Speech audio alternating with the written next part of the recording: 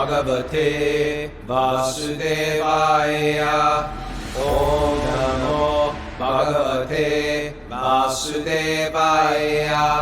Om Namo Bhagavate Vasudevaya.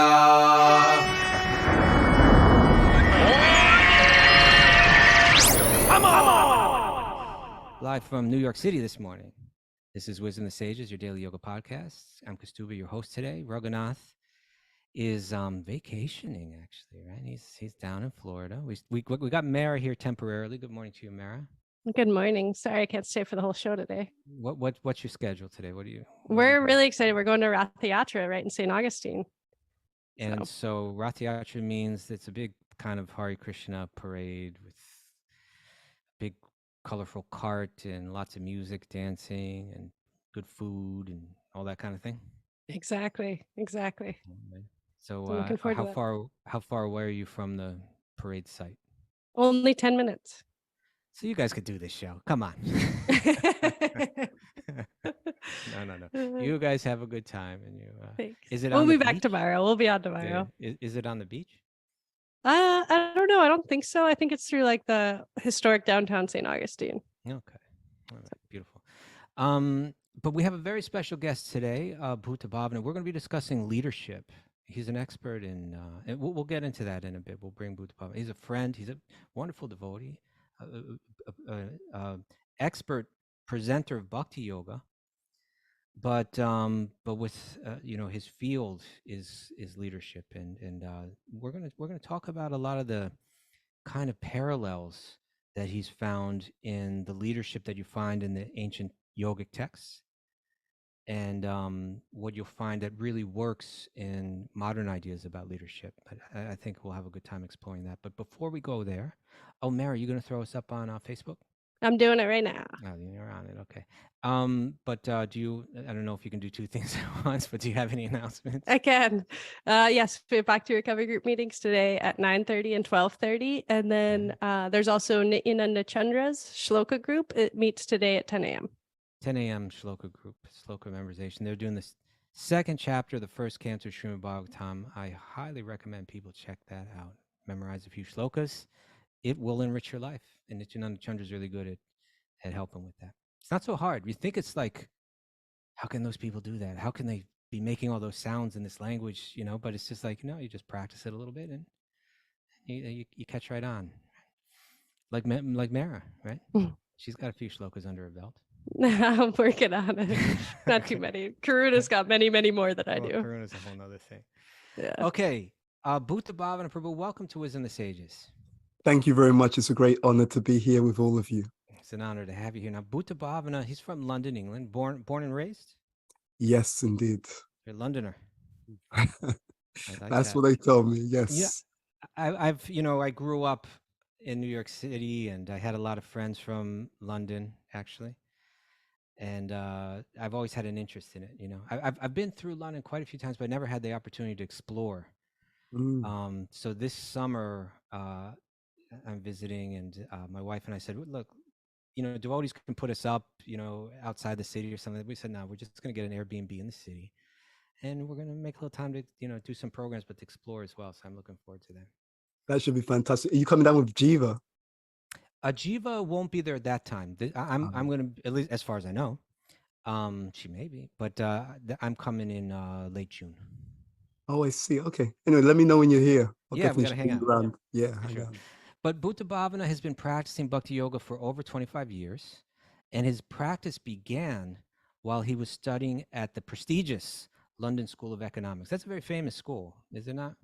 Yeah, it's good. It's a lot. It's adventurous. There's a lot going on. Is there? But it's like, I think, one of the world's leading universities when it comes to finance and economics and all of that. Yeah, definitely. That's true. And you graduated there in philosophy and economics. Yes, I did, for my sins. Yes.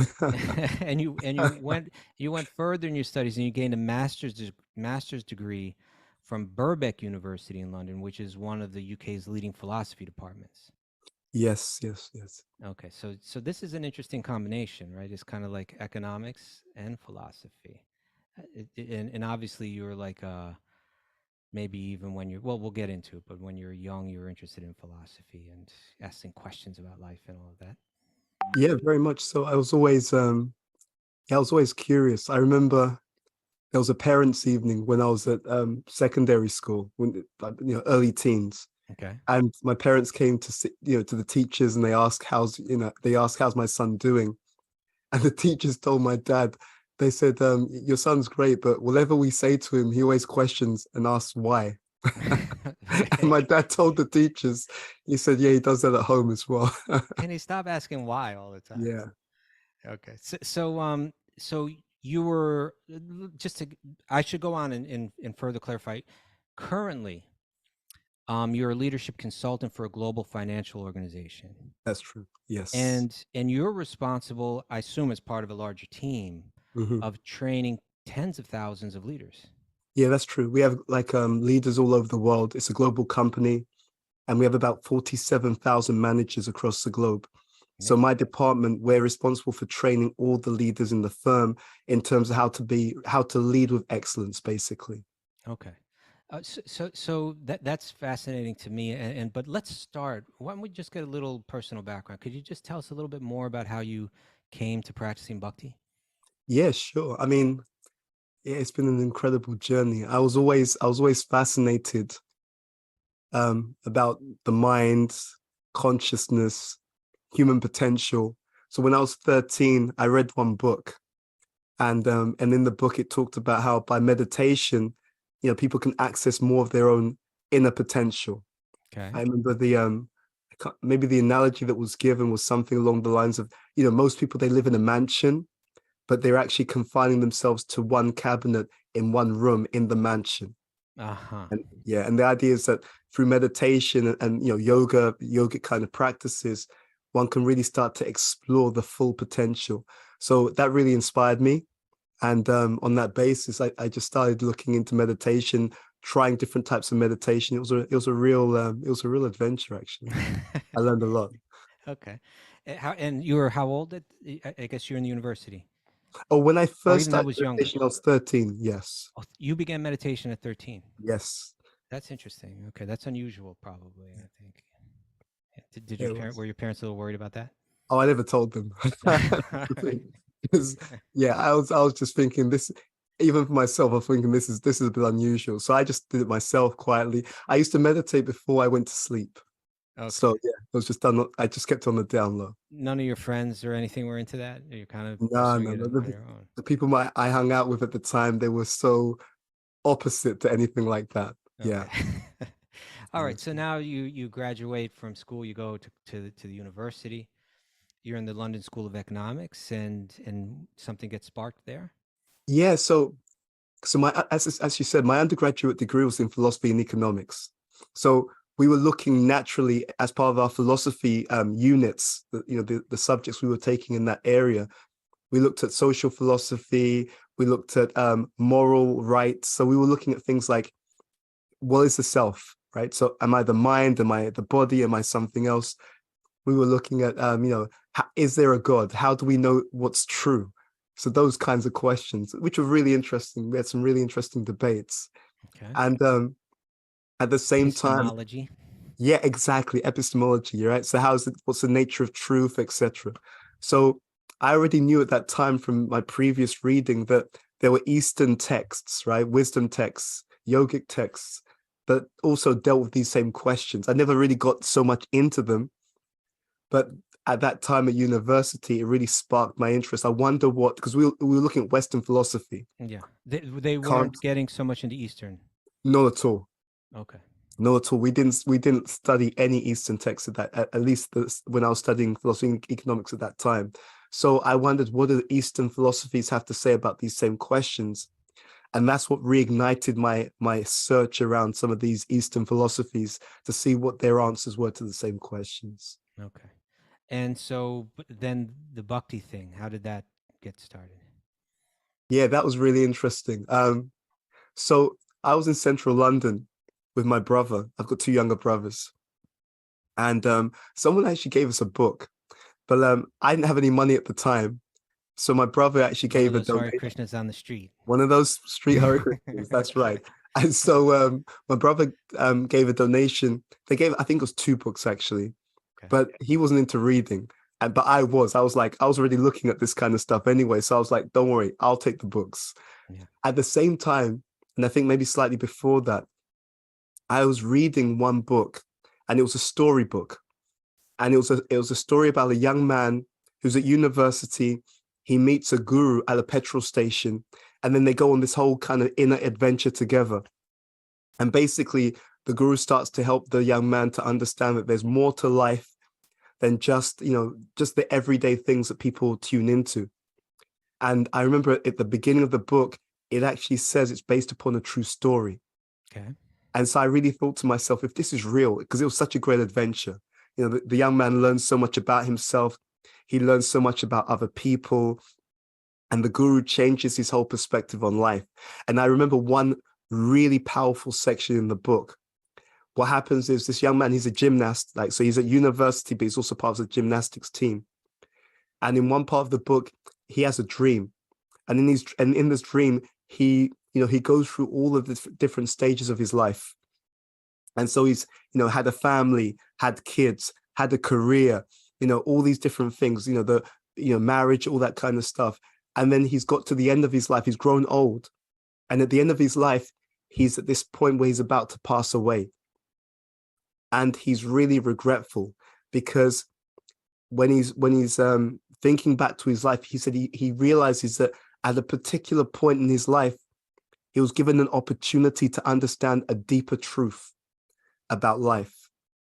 And he kind of ignored the opportunity because he just wanted to go along with the everyday patterns. Yeah. And then at the end of his life, he really regrets that he didn't take that deeper perspective, because now he's just going to pass away, and he feels like he hasn't really ever touched that true happiness and joy that he was always looking for. So when I read that part in the book, I remember thinking to myself, I don't want that to happen to me. I really want to make sure that if there's anything to be explored, let's explore it, So yeah. And so then you got these books and you saw that as an opportunity to do exactly that? Yeah, I mean, I won't mind admitting that when I read one of those books, part of me was like, uh-oh, because it was very much, while I was reading and while I was doing, there was a real difference, So I understood that that this was logical. That's one of the things that my undergraduate degree in philosophy and economics taught me. We studied logic. And what amazed me about the book is that it was explaining about spirituality, but it was a very logical presentation, very reasonable presentation. Yeah. And there was, along with the logic and the reason, there was an opportunity for an experiment. Mm-hmm. So there were practices that people could tap into in order to test whether that's true or not. And that really excited me, considering my background in meditation and all of these different things. So I started to practice the spiritual practices, mantra meditation, things like that. And I'll be honest with you, it worked like crazy. I remember feeling such an intense level of happiness. I was like, wow, this is really cool. I had a similar experience too. Like when I was reading Srila Prabhupada's books for some time. I had friends that were into it, but then and I've talked about this on the show even recently. Then I met my guru by chance. I went to a program where he spoke to a few of us, and I walked out of there saying, "Okay, I gotta do this. I gotta dedicate my life to this." That's when I really started practicing chanting 16 rounds of Maha Mantra and controlling my self-regulative principles in life, and it was like it took off. I I really felt it for sure. Okay, so you're feeling all that, and now you're getting into bhakti, and then did you become a brahmachari? Did you become a monk? I didn't move into the temple actually. It was interesting. In London at that time, because I was coming regularly to the temple, and all the fired up brahmacharis were like, yeah, you should move in. So I'd already connected with my guru, Bhakti Tirtha Swami. Who we speak about on the show. So he's we actually recently did a celebration for his birthday, so we call it Vyas Puja. So so I wrote to him because at the same time we were trying to do some initiatives, different projects and a few of them were related to business, like, consulting, public speaking, that kind of stuff. So I actually wrote to him and I said, look, I'm getting two different opportunities here. So some people are saying I should move in, and others are saying, like, you should take these initiatives, business ideas, and see how they unfold. And it was very interesting. He was very, I always felt he was very balanced. And he said to me, he said, see if those, try some of those initiatives and see how they play out. He didn't tell me that I should move in. So that's how I went forward. I see. Okay. And that was 25 years or so ago that you. Yeah, it's a long time ago. All right. So let's get into this, questions about leadership. So you were studying in the university and then eventually entering into the workplace, and simultaneously going deeper into your studies and practices of Bhakti-yoga, of reading books like Bhagavad Gita and Srimad Bhagavatam, etc. Yes. So as you're doing both simultaneously, how are they relating to each other? Are you seeing parallels? Are you seeing contradictions? It's been a great journey for me in this sense. So my teacher, one of the things he was known for was showing people how to practically apply spiritual wisdom. Yeah. So that's really the way that I was trained to approach these wisdom texts. That's very interesting. Yeah. Because everybody's journey in Bhakti Yoga is different, and some people might have had a completely different, right? Some people may have been step entirely outside of that world and moved to India and go into an ashram, and but yours was no, let's get right. Let's take this. It's not limited to that. You can really begin to apply these. So, okay. Yeah, and I'll be honest, it's helped me. I mean, to say, I can't even describe it, immensely. I mean, in so many ways in my life, I found that I've seen again and again, because I was also into self-development before I came into Bhakti yoga. So I'd read many books, famous books on self-help, self-development. So I could do a lot of comparison. Yeah. And I started to see more and more that many of the conclusions that self-help, even psychology, sometimes sociology, many of their conclusions that they've come to after literally decades of research, trial and error, mistakes, I found that those same conclusions were already there in the Bhakti texts. Okay. I mean, and to this day, it astounds me again and again and again how many of those parallels are there. I'm teaching at the moment a group of business leaders. We've been teaching them on leadership. So we've been using as a source text one of the books by my guru, which is called Leadership for an Age of Higher Consciousness, Part 2. So we got those books now up on Amazon, and we're just starting to get those books on Audible as well. We just got the first book. Well, we got one of his books on Audible just a few days ago, which is Spiritual Warrior 4. But anyway, we've been teaching this group of business leaders about leadership from Leadership for an Age of Higher Consciousness, Part 2. And for example, that book, part of that book is an ancient conversation, which is also mentioned in the Bhagavatam. And it's a conversation between Yudhisthira and Bhishma Dev. Okay. So in the Bhagavatam, Bhishma Dev is preparing to leave the world. But before he leaves, he's conversing with Yudhisthira and teaching him so many things about leadership. For those that aren't familiar, right? But Yudhisthira is the Arjuna from the Bhagavad Gita. Yudhisthira is his elder brother. If you read Mahabharata, he's one of the main characters. Bhishma was, in a sense, played a role almost like his grandfather, but was really a mentor and beloved character. And they fought against each other in the Battle of Kurukshetra. Bhishma was left there on the battlefield, but maintaining his life mystically, although his body was full of arrows. Yudhishthira was suffering despondency, feeling like this whole war took place so that I could become king, and no one could console him. And Krishna said, okay, let's go talk to Bhishma. And so Yudhishthira went out to speak to Bhishma Dev, this wise elder, to prepare him to play the role that he had to play as a leader.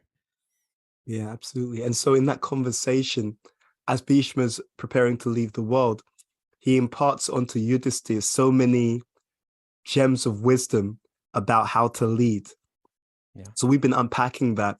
and talking about how that applies to leadership in different contexts, in life in general, in a business. And because I do this for a day-to-day living as well, it's always incredible to me to see how those same principles are there in the most cutting-edge research on leadership.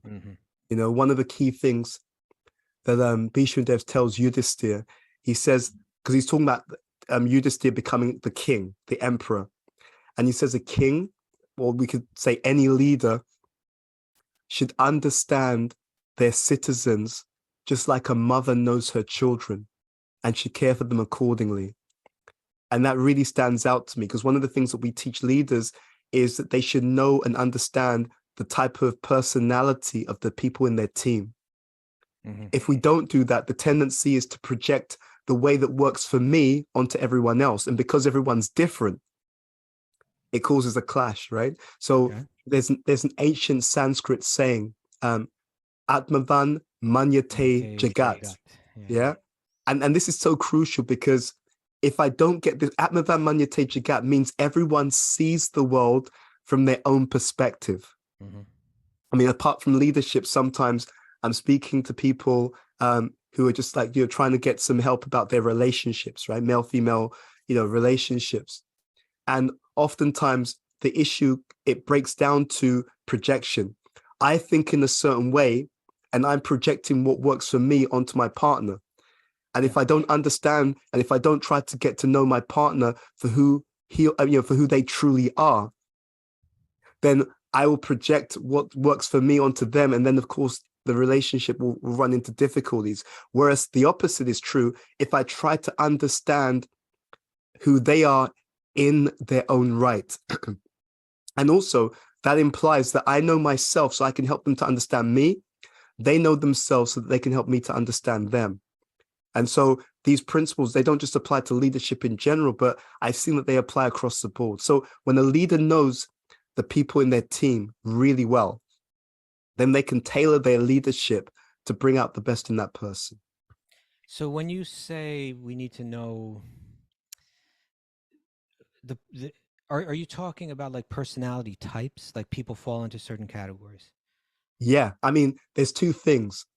There's the personality type, and then there's the specifics of the individual, right? Even just like all of us. Circumstance that they're living in and things. Absolutely. There's three lenses, right? And it's just like all of us, right? We're all humans, so we're all in the category. We're all humans, but then within that category, there's still a spectrum. Okay. So in the Vedic text, in the Bhakti text, it also talks about personality types. So I tried to research that over many years. And like, for example, one of the things that they found, and the secular research finds the same thing, is that when people, for example, want to be in a close, intimate relationship, it's good if they seek someone who has a similar personality type, because otherwise the expectations can be so different, vastly different, that it creates additional, let's say, potentially additional stress on the relationship that may not have to be there. Yeah. Which sounds like it's a simple enough idea. but so you're saying that this is interesting to me, that there are personality types that are spoken about in texts like Bhagavad Gita and Srimad Bhagavatam and the ancient Vedic texts. Yeah. And those the Sanskrit title, name for that is Varnashram Dharma, right? That there are 4 different stages of life. And there are 4 different, you could say occupations, but really the idea was that the occupations related to the mindsets or the psychology, 4 different, or we could say personality types is maybe like the word that people would use nowadays. Yes, absolutely. And you're saying that you see the truth of these playing out in today, that these 4 mindsets are still there. Absolutely. In fact, there was some research done by one university, and what they did, this is modern research just over the last few years. And because of the way that technology is now, they can use huge data sets. So they call it big data. So what they did is they did an exercise correlating, I think, millions of pieces of data. And they found that having done that, they found that there were 4 basic personality types. And they correlate exactly to the 4 personality types mentioned in the Bhagavatam and in the Bhagavad Gita. You know, because what you just mentioned about, like, okay, if you're going to have a close relationship with someone, it's ideal that you be of the same personality type. And that's the kind of thing that, like, people, like, traditionally, like, we're, like, if you take, say, Indian culture, like, you're from London, where there's so many, there's such a large Indian community. And obviously, like, there are always tensions playing out when you transplant one culture into another world. And, you know, how much do we adapt? How much do we hold on to our tradition? And, you know, in Indian things, yeah, you know, no, we're going to find you someone to marry that's of the same, you know, from a similar family with a similar background and a similar mindset, because this will help aid this relationship working smoothly. And the Western mentality is, get out of my life, you know, and let me live the life that I want to live. I'm going to find a person that I think, you know, and obviously these things always need to be carefully balanced, and so much needs to be considered. But I suppose what's interesting to me is the idea that I think there's a backlash against a lot of this, and there's no question that the Dharma, the Varnashram Dharma mentioned in these ancient texts, it gets warped, it gets twisted, it gets misapplied. It even gets used as a tool of oppression. Yes. But Yes. all that being said, we generally tend to swing different directions. Okay, so it's bad, it's horrible, it's terrible. Throw it out, burn it, forget about it. We should have never allowed this kind of thinking to come into our realm. But the idea that, okay, let's recognize that these ideas, you know, anytime you put a person in a box, you potentially limit them. But there are ways where it can expand us. Exactly. Recognizing our mindsets, it can help expand our abilities, our contribution, our experience. Yeah. So I think and I think, first of all, thank you for sharing that. I think you're absolutely right. I don't see us putting people in a box. And the way I've kind of really understand this is that it's more about understanding the starting point, or the default, because people can stretch, okay? But it's just like, you know, there's an emergency, and so you stretch, but you then tend to come back to your default setting. You don't want to have to live in that stretched position Exactly. indefinitely. Exactly, because too much stretch is stress. And in the modern society, we see a lot of that, you see. So definitely anyone can stretch for short periods of time. In fact, when we teach leadership, I was just delivering some training on this the other day. One of the key qualities of great leadership, they call it style flexing. It's the ability to flex your style according to whoever you're dealing with. But the point is, that works if you're able to come back to your default. If you're stretching all the time, think of it like a rubber band. You stretch it a bit, it goes back. It's actually got endurance. But if you stretch it all the time, eventually it will snap, you know. And my heart goes out to, I've seen this again and again. I know so many, they're great people, great heart, character, and so on. But oftentimes they struggle because the way that they've situated themselves in life is not optimizing who they are. And I also think that there's a bit of a pandemic in modern society around self-esteem as well. And what that does is it causes us to compare ourselves to other people unfairly. It causes us to try and think there's something wrong with who I am fundamentally. Therefore, if I was like this person, then I'd be really happy and people would recognize me and all this kind of stuff. So I think, going back to what you said, there has to be a fusion, and it's not a question of forcing anyone. It's a question of giving people the information and the insight to make informed decisions. So to your point, which I think is an absolutely valuable point, one of the things which caused so much issue in the past is when people are forced to do something. But what we should be doing is giving people healthy, deep insight and wisdom about how they tend to function. And then it's like, right, now you understand how your default tendencies are and how this person's default tendencies are, now you can make an informed choice about how you're going to relate. Mhm. And I think that's where the real opportunity lies. In a organization like you work for, which is a financial organization and a very large one, well, it would seem to me like, well, I guess here's maybe the sad thing. Like you grew up 13 years old and you're interested in philosophy and you're interested in meditation. You're asking, who am I? And asking all these questions. And maybe, well, I don't think maybe, I think most of us don't do that on the level that you were doing that on, particularly at that age. But we fall into different occupations, usually due to necessity to make money. And a lot of times it's just going to be, where are the opportunities available to make money? Then you end up in an organization like this, and the organization has a particular culture. And so, well, here's a question.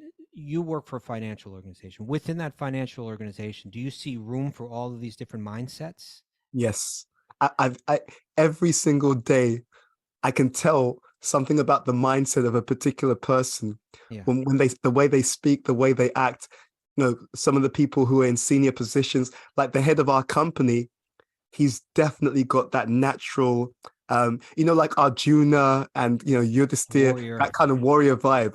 Yeah. If you see this person speak, it's just like, dude, it's just a classic He's leading an warrior army. vibe. You know, he's ready to fight people. I mean, to stand up for something. Yeah. And it's so interesting that because he's got that warrior vibe, that vibe permeates the company in so many ways. Mhm. Yeah. In And ways so, that are healthy and unhealthy, or generally in ways, I'll be honest, it's an unusual thing, but I can honestly say genuinely it's in ways that are healthy. okay. You know, but because it's such a big organization, obviously, of course, that doesn't mean it's perfect. There'll be some people who have a very, very healthy way of expressing Yeah. their vibe, and there's some people who have an unhealthy way, because every personality type has its healthy expression, but if it's unbalanced, every personality type will have its unhealthy expression. So there's nothing wrong with different personality types. The question is, am I expressing it in a healthy way, or am I expressing it in an unhealthy way? Okay. Excellent. And then beyond that, let's say I'm working under the type of leader that you're describing here. Like, this person's a natural warrior. They stand up. They take it. They're confrontational, but in a healthy way. Healthy way, yeah. Then I might, if I'm working underneath that person, I might be saying, okay, that's the model. That's the person whose behavior I'm meant to, that's how I rise in the company, by being more like this person. You're saying that might be a mistake, that might. Absolutely. Okay. Absolutely. And that a leader in this one company might even redirect a person working under them, saying, you know what, I think you have something to contribute in another way. Is that the Absolutely. kind of thing you're encouraging? Yes, as in fact, so for example, when we train leaders in the programs that we run, generally there'll be some kind of assessment or psychometric assessment. Yeah. So they'll complete some kind of personality assessment before they come into the training, because that assessment will help them to understand more about their own their own way of functioning, their own mindset. I'm and sorry. Because This analysis goes on at what point of the person's? Because I know nothing. I've never worked. You know, I became a monk and then that was it. You know, but I assume someone's applying for a particular position in the company. No. So we train people so they are already in that seat. They're already in the position of being a leader. Okay. Right. So they already have a Of course, team because you're dealing underneath. with leaders. Yeah, we're dealing with leaders. So now they're coming to some of the training programs that we run, and we run multiple programs. So they may have gone to 2 of our programs before, and now they're coming to a 3rd. So each program that they attend that we run, before they come into that classroom for that program, they have to complete a particular personality assessment. Okay. So we have many different personality assessments. So each program has a particular personality assessment that's linked to that program. So they'll complete the personality assessment. And then when we get into that particular program, along with discussing many other topics in that program, we'll also have a period in that program where we're looking at the results of their own personality assessment in a particular area. It could be They did a personality assessment looking at their level of emotional intelligence. Or it could be that they did a personality assessment looking at how they manage conflict. Or it could be they did a personality assessment about their default way of communicating with other people. So we'll explore that particular topic in general, and we'll also explore what they learned about their own style in that particular area, because it helps them to not only understand themselves, but it helps to reinforce the idea that everyone is individual. So the way that I like to communicate, it may be very different to the way a member of my team likes to communicate. And if I know that, then instead of getting frustrated, why can't that person be like me? I'll be able to accept people for who they actually are, and we'll be able to have a much more harmonious relationship, because I stop projecting my style and my way of functioning. I stop projecting that onto other people. Um, so far what you've discussed is that these ancient yogic texts, they have some clear insights on personality types. Yes. And the more that we understand that, we can reduce tensions in our life. Yeah. And be more effective and more productive and more helpful. Yeah. And happier. We can play to our strengths, you see, because the thing I love about Bhakti-yoga, there's two levels to it. One is it talks about who we are in a deep spiritual sense, in the ultimate sense. But it also speaks to the kind of patterns of personality that we have at this time while we're in the world. Mm-hmm. So it helps us to navigate the world with a view towards spiritual elevation. Mm-hmm. And I find that so many people, they get stuck because they go to one extreme or the other. So, a large amount of humanity is just trying to figure out, how do I navigate the world? But there's no higher understanding, and that becomes challenging. Then you've got a smaller cohort of people, they want to elevate themselves spiritually, but without understanding how the world works, then the world creeps into their life in ways that cause so much disturbance, and therefore it interferes with their ability to focus on their goal. So what we really need is that fusion of both, right? So how do I navigate my worldly and social responsibilities in such a way that it doesn't become such a headache, so I can still focus on doing, living a life that basically pays the bills while also elevating my consciousness. Right. I find this so interesting. Now, through my studies, when it comes to this Varnashram Dharma, in a nutshell, I would explain it like this, is that within the broader society, there are three different types of leaders, which category, the first, which make the three categories. And then there are people that are, I'm using terms and it sounds like I'm putting people in, but then there are people that are followers. And really what that means is there are people that are paid money, right, that to carry out a particular job. And then there are people that employ others or that lead others. So like financially, what we call the Vaishya, you could say the business person. Nowadays we say like job creators or something like that. You have a Vaishya. It means this person's not really working for anyone. They've gone out into the world and they've created some kind of business, and they're employing others. And then you have the warrior, the Kshatriya, which is like someone that's leading more like in terms of politics, like they're like a community leaders in that sense, and they have important responsibilities for people that way. And then you have the Brahmana, which is like really they're the advisors to those other two leaders in how to care for how, you've got a certain psychology that's got its strengths and weaknesses.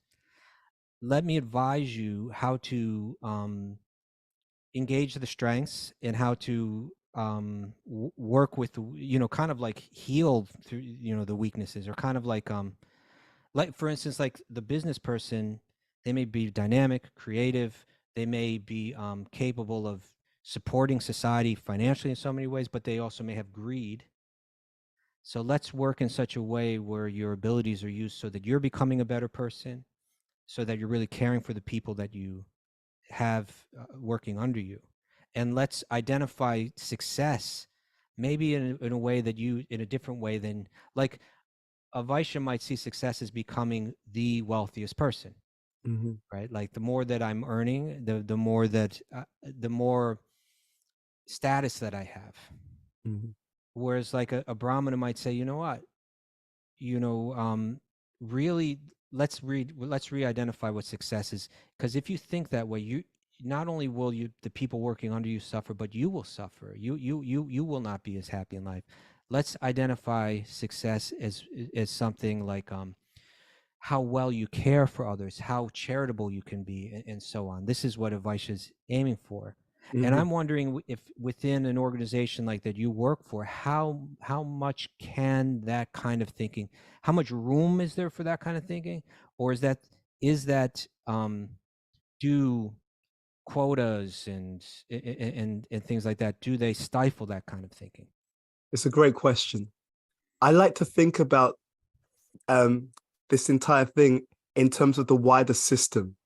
So in any organization, I mean, our organization is huge, right? We're in 62 countries. It's a question of really finding our place. I think success could be defined in a nutshell as being true to who we really are. Okay. So if someone, and I see this not just in organizations, but I see this in society in general, you often have the square peg in the round hole. Okay. Yeah. So you have someone, they're wonderful, but not in that position. You know, they're wonderful, but just not there, right? You can do amazing things, but not here, right? You know, we should help you to find the place where your natural talents not only benefit you, that's important because you need to sustain yourself, but benefit you and benefit the wider society as well. Team or the team. So for example, if someone has a business mentality and they can be put in a position where they can generate wealth, not only for themselves, but to also employ other people and give other people a livelihood, that's phenomenal. Yeah. You know, so none of these, I like to consider that there are no bad qualities. There's just the wrong expression of a particular capability. You see? So Yeah. I know in London, some people who are business-minded, one of the traits of a business-minded person is that they can scale stuff. They're very good at scaling. I was doing an internship many years ago for this recruitment firm in central London, Regent Street. Multi-million, at the head of the company, multi-millionaire. So I did like a week of interning for that company. Actually, I got the contact from Janavi's dad. Okay, Kripamoy Prabhu. Kripamoy. He gave me the contact. And so I went to this company, interning for a week. At the end of the week, amazing, we sit down. So the head of the company says to me, you know, Ed, because that's what he called me. Yeah. Said, Ed, I've seen that you are, you know, you're a good person, you have good character, good behavior. He said, properly utilized, that could make us a lot of money. And that's it's amazing because that's one of the characteristics of a business person. It's very interesting. Their psychology is that I call it context switching. They're able to see in which context will a particular thing be more valuable, right? Just like, you know, Kasturba, you know, we met in Mayapur recently. Yes. Okay. So someone who's business minded, they may go to India and they may see certain goods or services and they're being sold for a certain price. And that business minded person will immediately or very quickly be able to figure out, well, that particular product, here it's being sold for so many rupees. That same product, if I package it a different way, if I call it something else, and if I sell it on Fifth Avenue or you know Oxford Circus, that same product which is now being sold for 100 rupees, I could sell that for $1,000. Yeah. So it's the same product or service in a different context. It's suddenly worth immensely more money. So it's that ability to generate value. I've seen the Bengali gumcha, which is basically just the simplest piece of cloth that you dry yourself off with, like a thin towel, marketed as like the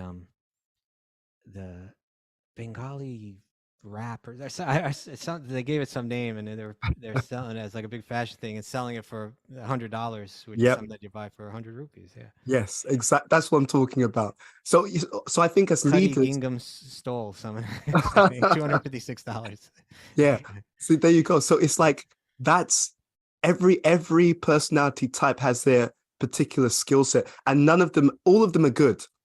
But it's a Right. question of how we position ourselves in life so that we can really share our value for our own benefit and for the benefit of the wider society, rather Right. than utilizing traits in a way which may be in some way bringing out some negative patterns, either for ourselves or negative patterns when they are directed towards other people in an imbalanced way. I know Gotcha. that, we speak sometimes about how sometimes in self-help, someone may sell a product or a service, but there's so much into the money that they don't take into account whether the person can afford it, whether this is the right product for this particular individual. And so what may be easy for one person, now I'm pushing it on someone else who's going to have to work 10 times as hard to achieve the same outcome because they're hardwired in a very different way. And I don't care just because I want to get the money. And that's wrong.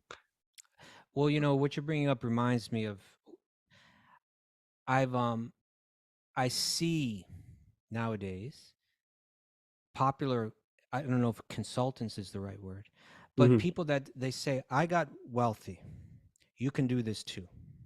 And then they'll encourage people to pay them large amounts of money.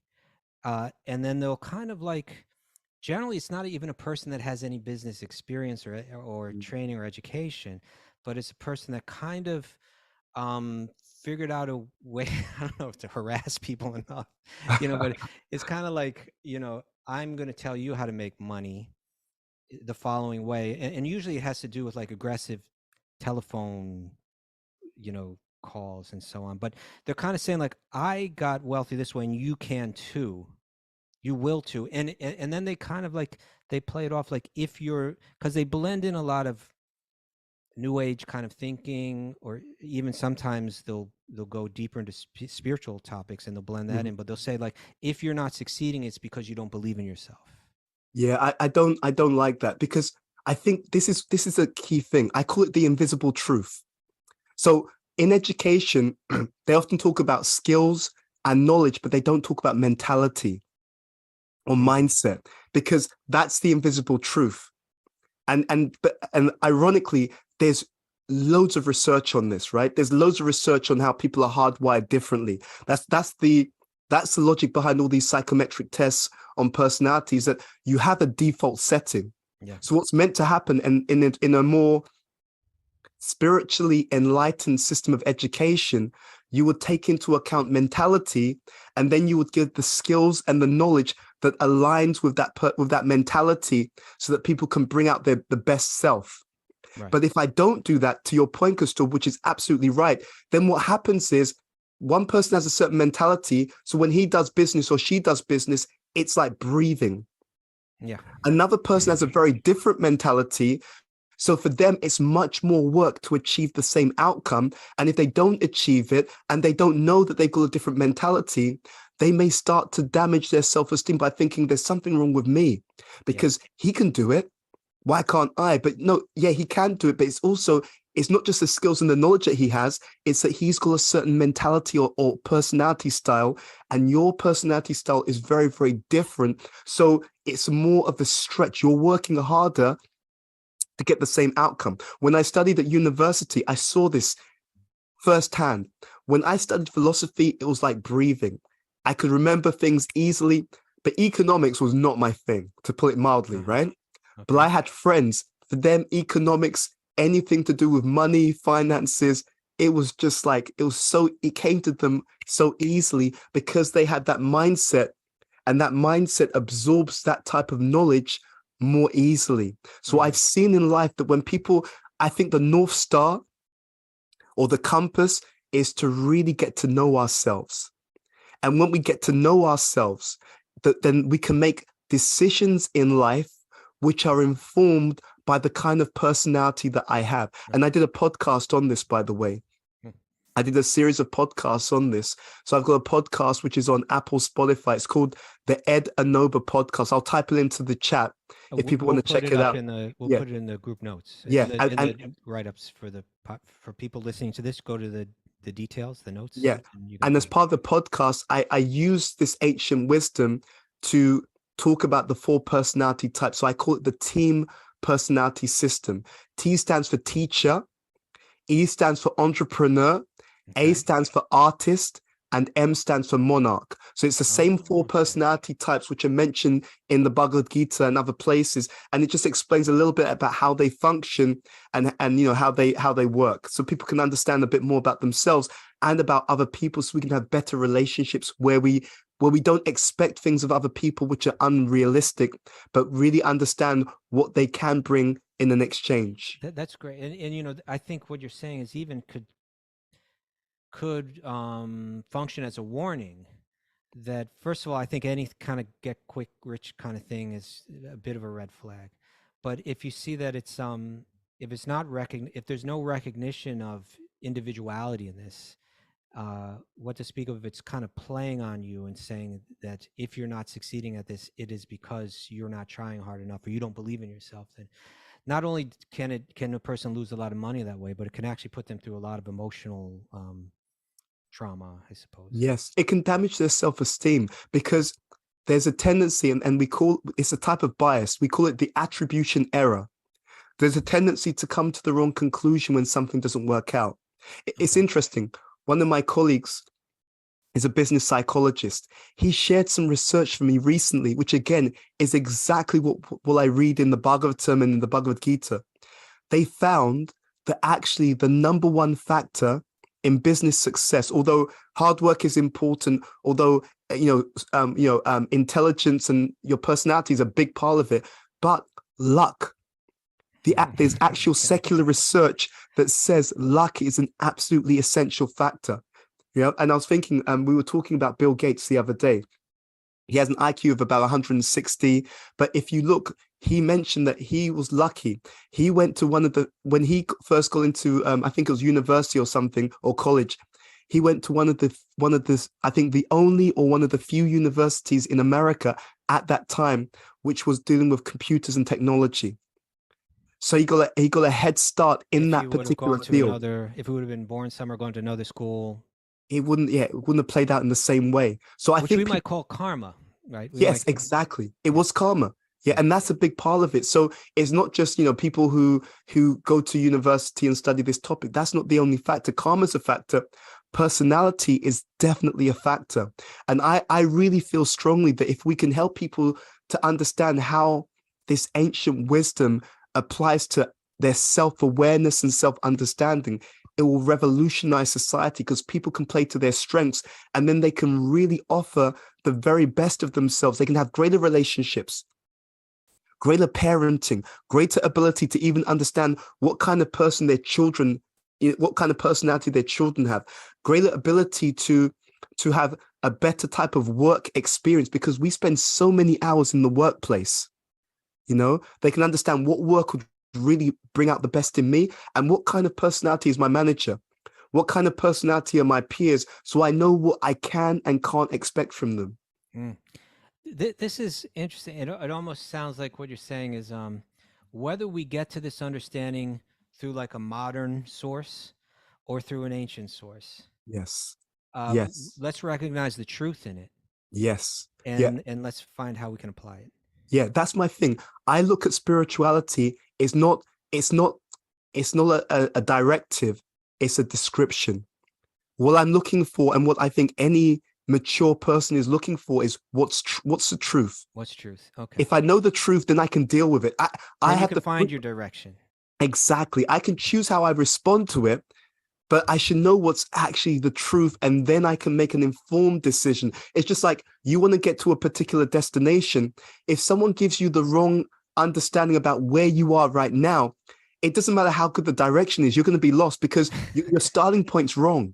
Yeah. So what we need is a body of knowledge or wisdom that explains the reality.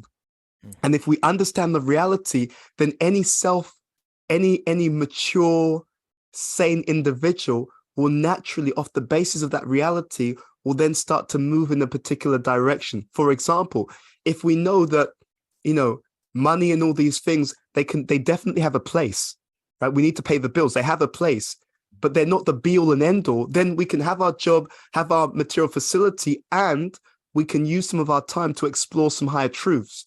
But if I think that money is everything, I'm going to be really disappointed because I've got my car, house, and all these things. And why am I not satisfied? What's missing? Right? They told me that money's everything. So we should just need an understanding of what's true.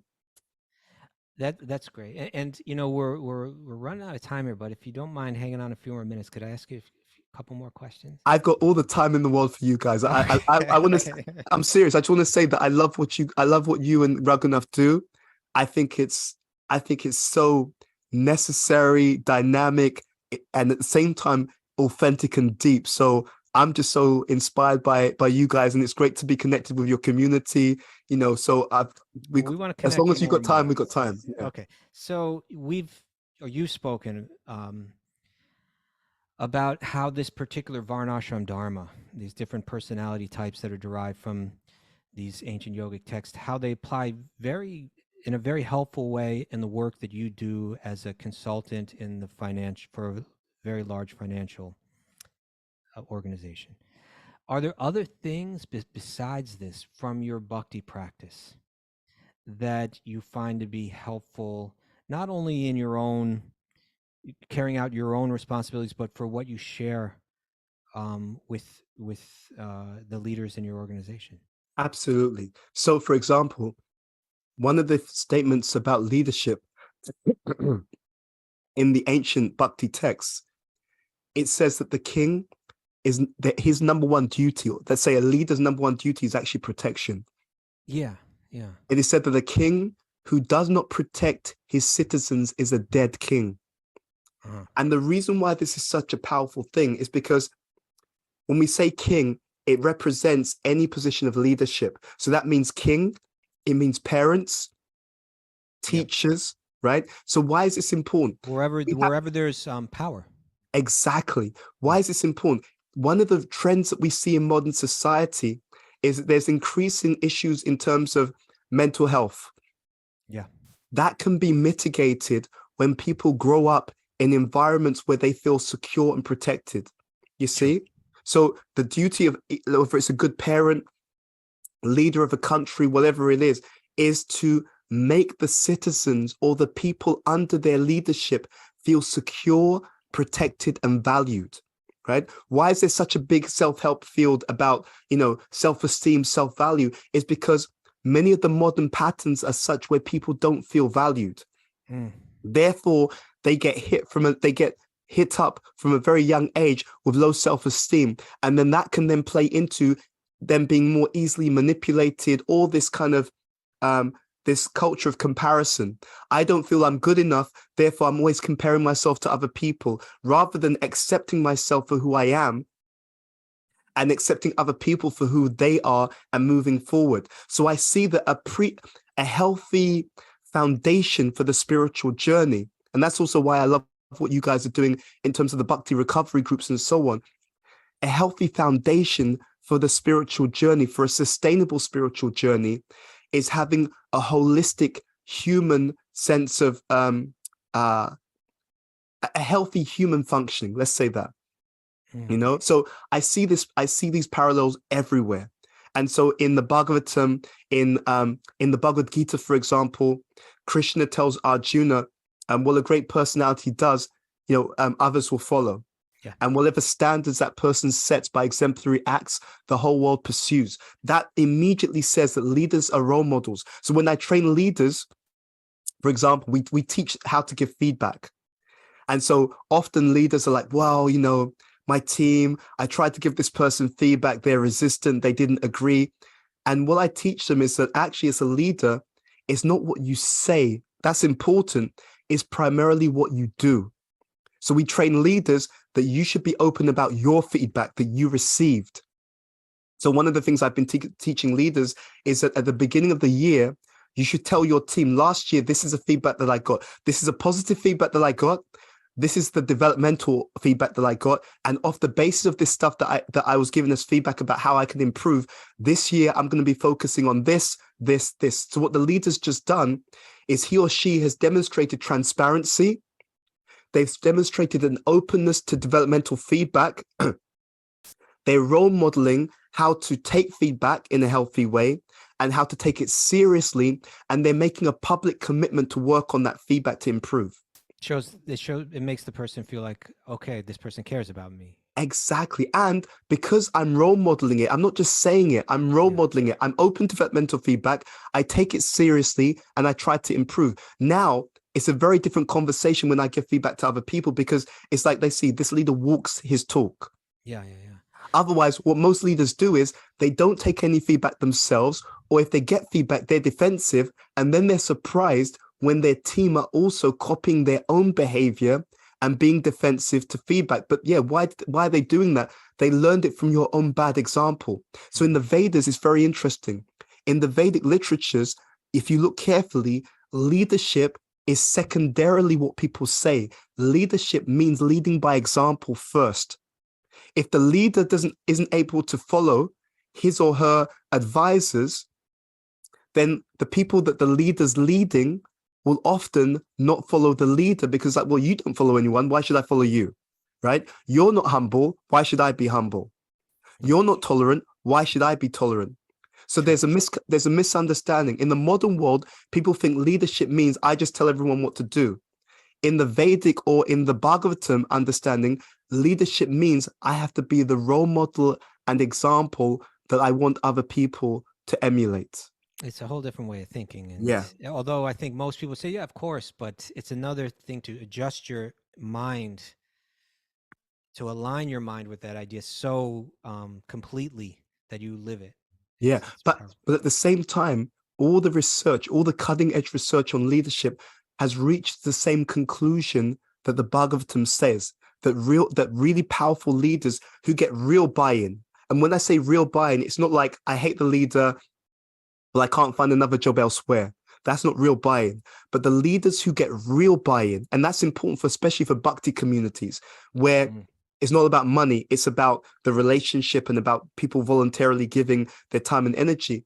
The real leaders that get real buy-in are the ones who are inspiring people by their example in both their public and their private life.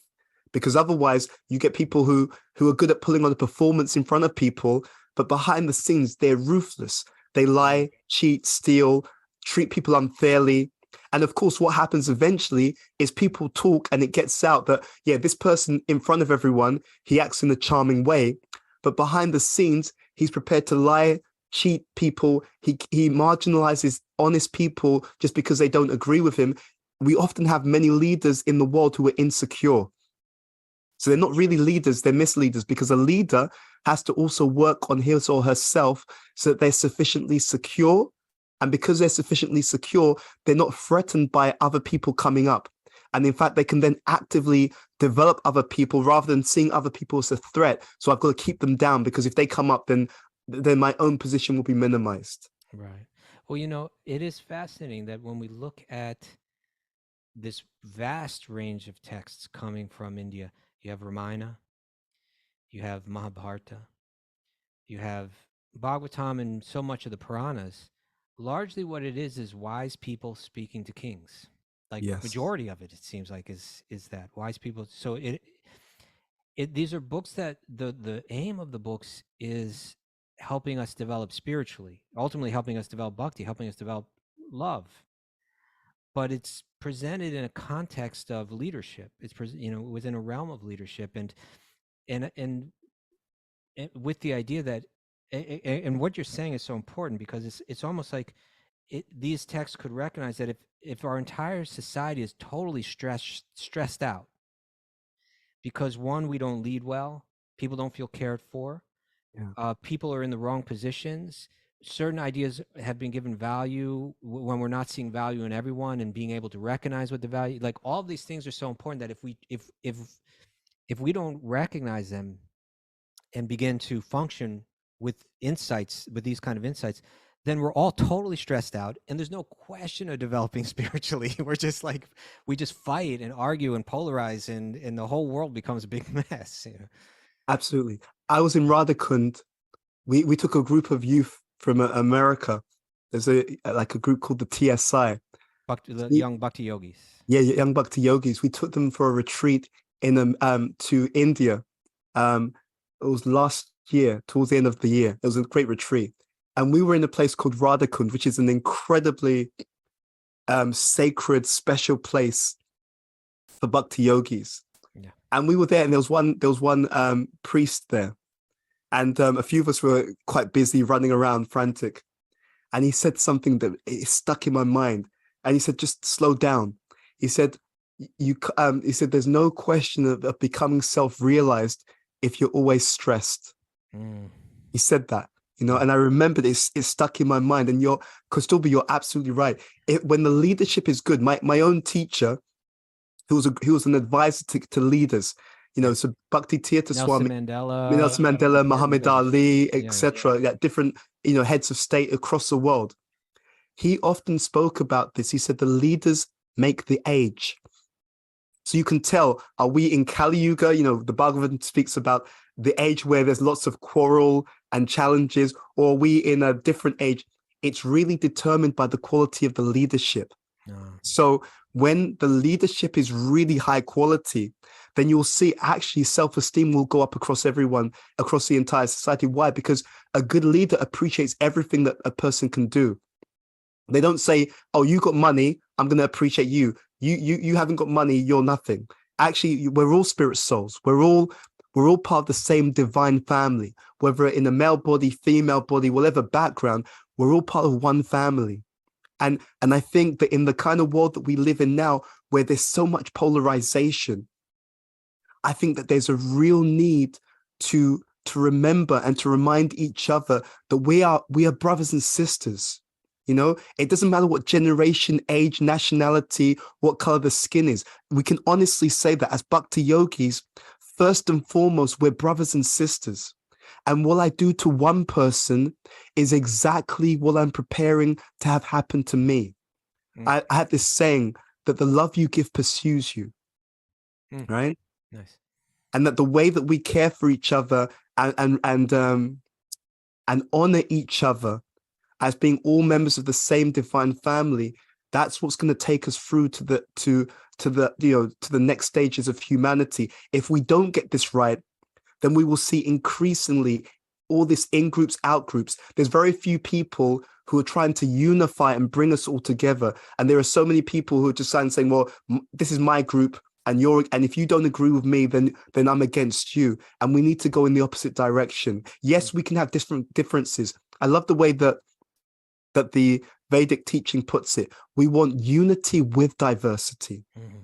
So we do want to recognize and honor the individuality of every person. And we want to do it in such a way that individuality also builds a connection. And one famous author, Gabor Mate, who writes a lot about, you know, mindset, trauma, and so on, he talks about authenticity and attachment. So the unity is the attachment. We're connected, right? The diversity is the authenticity. So we need to have a space where both can go on in a healthy way. Okay. Bhuta Bhavana Prabhu, that was so helpful, actually. Thank you for sharing that. We're going to make sure you share with us, maybe in the chat board, the link for your podcast. I definitely will. And also I'm on Instagram under my legal name, Anobah. So feel free to connect with me on Instagram. And we're very grateful to be able to share something with all of you. And again, thank you for having me on here. It was a real pleasure, a real honor. No, we definitely want to work together. You know, we need help with leadership over here. I'll throw this out to everyone. If there's anything we can do to help you in the leadership field, it's my passion. So always happy to help. Thank you so much, Prabhu. I really appreciate it. Thank Everybody, we'll be back tomorrow again at 8 a.m. We'll be doing our Q&A. So check in with us tomorrow. Thank you, everybody, for tuning in.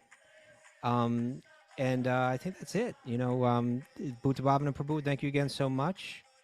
Thank you. And everybody, will see you tomorrow. Thank you all so much. I wish you all the best. And as Raghunath always shares with us, let the magic flow. Love you. See you later. Bye-bye. Take care.